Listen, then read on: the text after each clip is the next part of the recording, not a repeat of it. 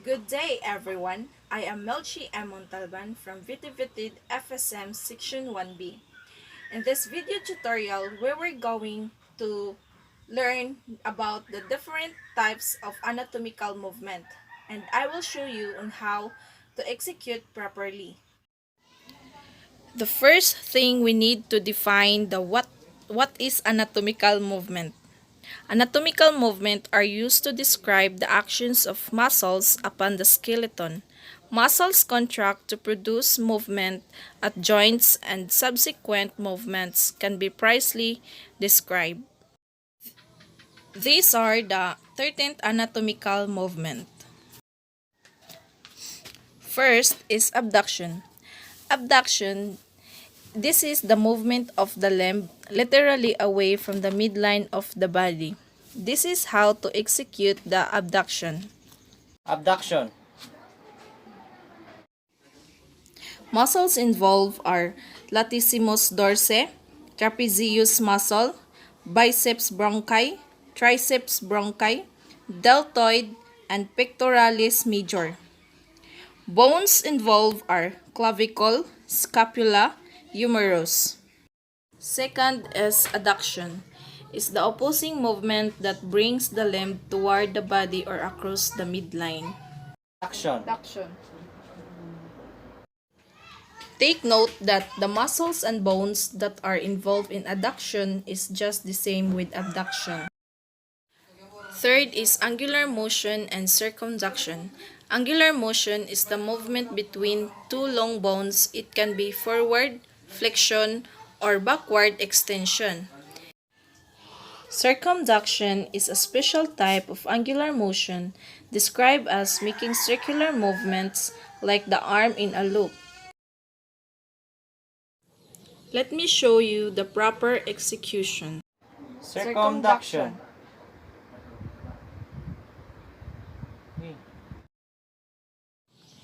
Bones and muscles involved are just the same with abduction and adduction, but has an additional muscle which is exterior digitorum.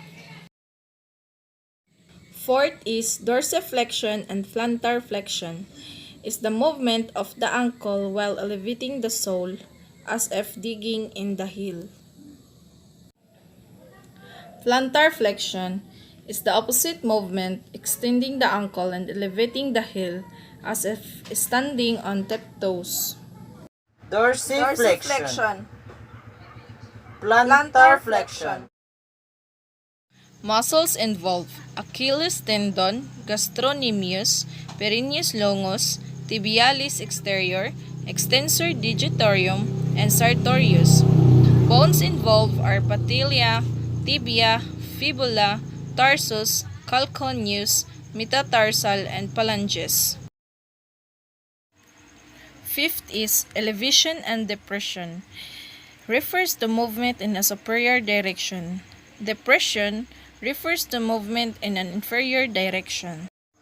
Let me show you the proper execution. Depression. Muscles involved are trapezius, deltoid, pectoralis major, sternocleidomastoid, latissimus dorsi. Bones involved are clavicle, scapula, humerus, and shoulder girdle. 6 is extension. Extensions refers to a movement that increases the angle between two body parts.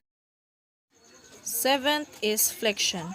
Flexion refers to a movement that decreases the angle between two body parts. Let me show you the proper execution. Extension. Flexion. Muscles involved are deltoid, pectoralis major, biceps and triceps bronchi, flexor and extensor carpi group, flexor and extensor digitorum. Bones involved are clavicle, ulna, radius, scapula, humerus. 8 is gliding. Gliding occurs when two opposing surfaces slide past each other. As between articulating carpals and tarsals, between clavicle and sternum. Let me show you the proper execution. Sliding.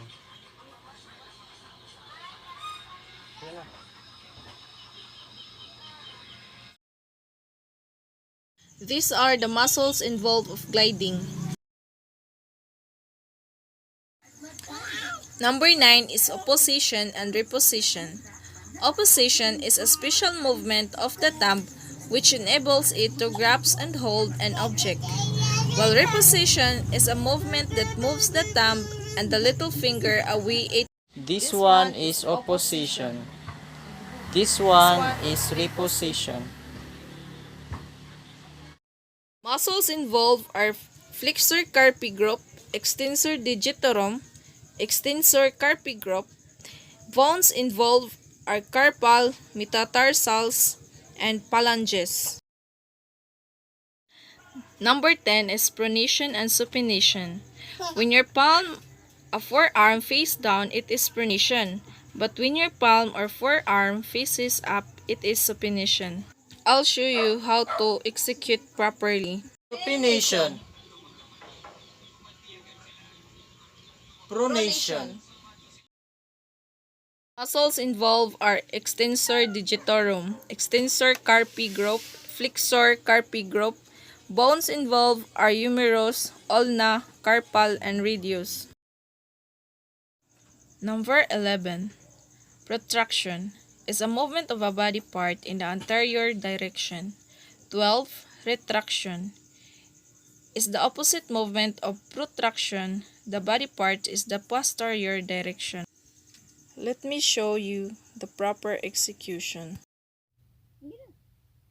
Protraction, retraction. These are the muscles and bones involved. Lastly is rotation.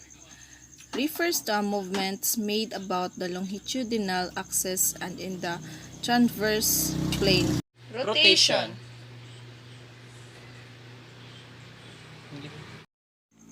These are the muscles and bones involved. So, those are the 13th anatomical movement, and I hope you learned something on this video. So, that's all. Thank you and God bless.